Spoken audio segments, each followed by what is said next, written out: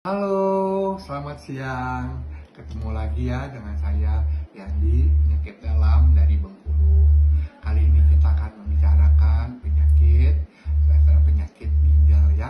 Salah satu penyakit ginjal ini adalah sindroma nefrotik.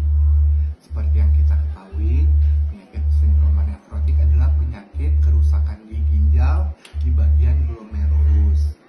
Biasanya di ginjal ada glomerulus, ada medula, ada korteks, ada tubulus, macam-macamnya. Nah, di sini glomerulus. Nah, glomerulus itu fungsinya untuk mengabsorpsi, filtrasi benda-benda ya, semua dari darah, dari cairan. Nah, di sini terjadi kebocoran di glomerulus.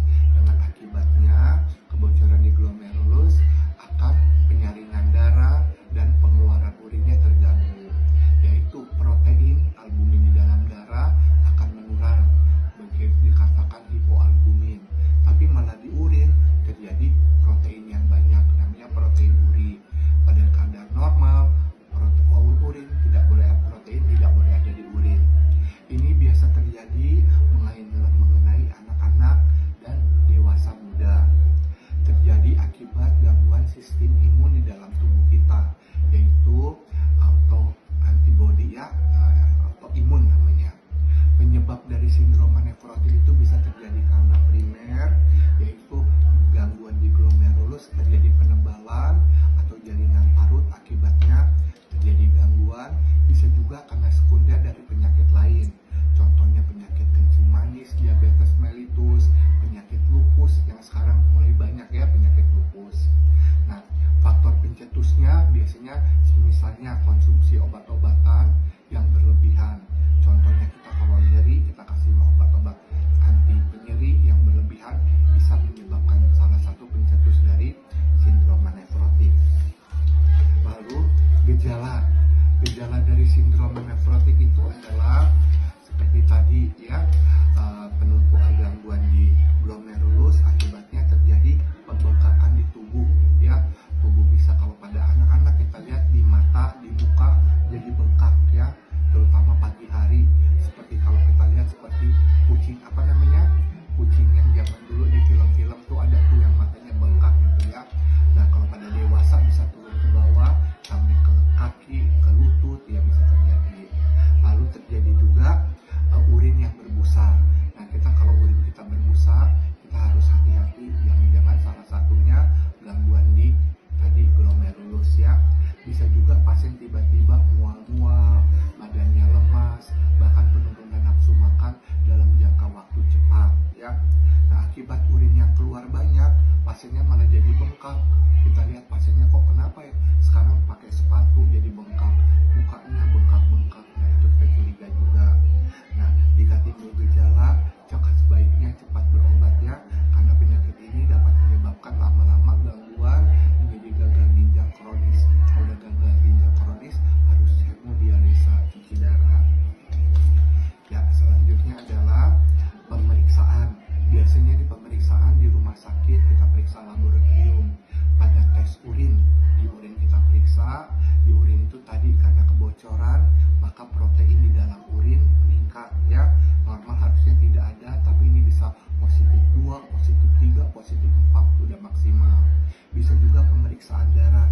Pemeriksaan darah di sini kita periksa adalah protein darah, yaitu albumin ya. Di protein darah ada albumin, ada globulin. Albumin di sini terjadi penurunan yang rendah. Bisa juga pemeriksaan fungsi ginjal, urium kreatinin, apakah udah mengganggu fungsi ginjal secara umum. Lalu jika ada penyakit kencing manis, kita periksa gula darah. Bisa juga kita lakukan pemeriksaan lemak darah. Di sini lemak darah pada kandanan sindroma nefrotik terjadi peningkatan secara tinggi. Lemak darah ada 2, satu kolesterol, satu trigliserida. Pada penyakit ini kolesterol yang tinggi. Jadi kalau anak-anak ya, tiba-tiba kita periksa kolesterolnya 300, nah kita curiga juga. Atau dewasa muda kok kolesterolnya tinggi, kita pikirkan juga salah satunya penyebabnya ini. Nah, lalu bisa juga kita lakukan pemeriksaan biopsi ginjal. tapi jarangnya karena biopsi ginjal kan pemeriksaan sangat spesifik. Nah, pengobatan di sini untuk biasanya diberikan gangguan dari sindroma nefrotik, diberikan steroid, kortikosteroid ya, karena penyakit autoimun. Nah, biasa diberikan methylprednison, tapi dosisnya dosis tinggi. Jadi biasanya kalau dosis rendah ini dosis tinggi, tapi nanti kalau ada bagus terjadi respon akan dikurangi. Itu namanya diberikan secara bertahap pengurangan. Atau jika tidak dengan kortikosteroid tidak bagus, kita berikan obat imunosupresan. Contohnya kita berikan siklofosfamid ya. Bahkan sekarang ada obat-obat banyak, obat-obat yang bagus lagi ya, banyak lagi. Kalau ada pasien hipertensi, kita berikan obat hipertensi. Di sini kita gunakan golongan ACE inhibitor atau golongan ARB, captopril, lisinopril, kandesatan, valsartan. Bisa juga karena pasien bengkak, kita berikan diuretik ya, yaitu furosemid. Jika pada keadaan albuminnya sangat rendah, maka kita berikan infus albumin.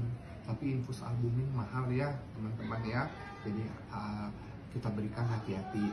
Lalu jika pasien sudah berat, ya harus cepat kita lakukan pemeriksaan lebih lanjut karena takutnya terjadi gagal ginjal. Nah, di sini pengobatan pencegahan yang paling penting yaitu adalah jika ada penyakit tertentu, obati dulu penyakit utamanya. Yang kedua, jika sindroma nefrotik sudah terjadi, diet yang harus kita jaga ya, rendah lemak, rendah garam, karena itu akan meningkatkan terjadi gangguan lebih lanjut.